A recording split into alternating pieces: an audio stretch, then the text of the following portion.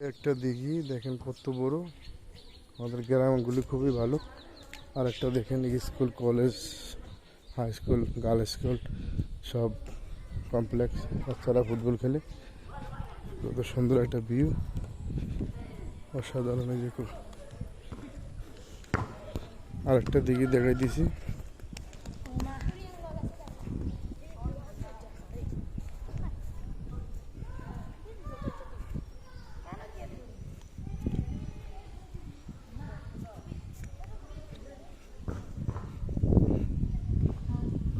এই যে আরেকটা দিঘি। আমাদের এখানে শৈশবকালে বড় হয়েছি একবারে বাড়ির পাশেই। এই যে এগুলো আগে হিন্দুর সম্পত্তি ছিল, এখন সব আমাদের মুসলমানরা গ্রাস করছে।